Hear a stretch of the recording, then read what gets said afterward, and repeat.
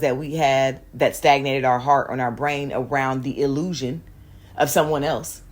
Someone else telling us, oh no, you can't believe in that because that's not real. Oh no, you can't do that because that won't make you any money. Oh no. Now we're able to see like, oh no, that was your fucking truth, not mine. And whatever blockage was there is now going to be challenged. And you may have had to go nuck if you buck, toe to toe, 10 toes down on whatever that challenge is from childhood. Whatever that challenge is from childhood, you may have had to look it square in the face already, or you will within the next few days. Insecurities can't win. You can't win. Mm-hmm. Yay. The insecurities can't win anymore.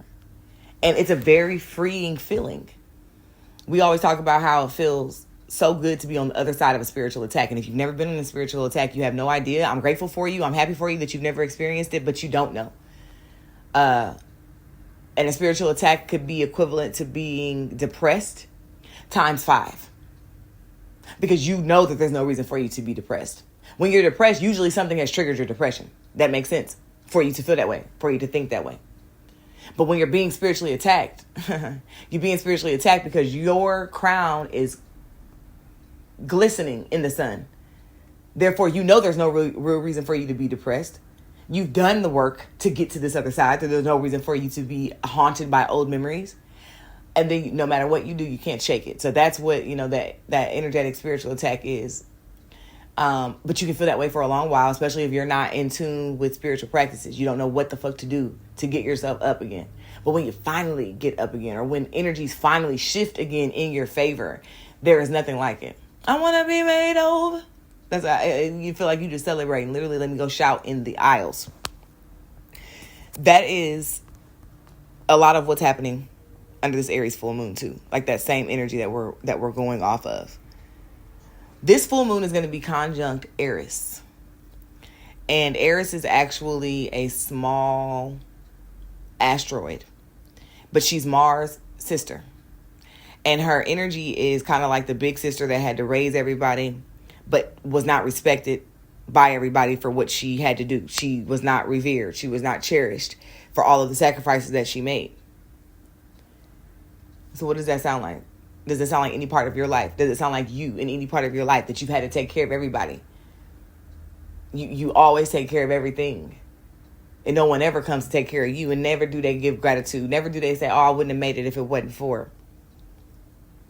So now we got the 2 fiery siblings storming through the cosmos, rectifying what was once wrong. Because let's never get it twisted that Chiron is the wounded healer that came and destroyed their brother's wedding, because I'll be damned if y'all celebrate while I've been suffering for all of these years. So again, it's that compounded energy. Let me flip this fucking table over. Let me show y'all how real it can actually get. And I don't mean physically, but I mean energetically. Those hard lines in the sand, those hard disconnects, those understandings that this is why it has to happen. Aries is literally igniting the internal and physical fires that we have of our passions that have been rooted in ourselves. And now we are unleashing them through our inner teenage self. Are y'all staying with me? Aries is the infant. We've been doing a lot of Aries healing. We've been doing a lot of inner child, infantile, pre-adolescent healing for the last year and a half. But now we are on the next plateau of healing our inner teenager, especially with it being Chiron retrograde since July. And it will be there through December 29th. This is when we realize how to use the triggers conducively instead of destructively. So for instance, when I used to get mad when I was younger, and I do mean like my daughter's 8 years, so 9 years ago. When I would get mad, I would like destroy my own shit. Like, make that make sense. Like, one time I cracked my own, what is it called? Windshield. What the fuck? You're an idiot. You will be the one who has to pay for this.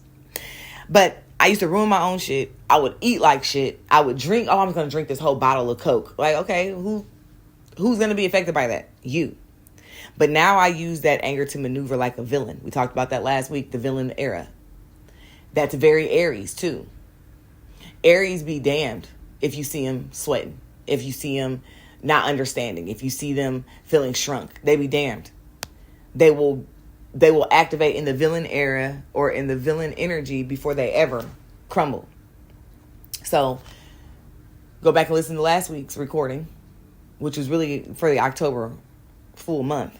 But go back and listen to the recording about the villain and ask yourself, am I acting like a victim or am I acting like a villain?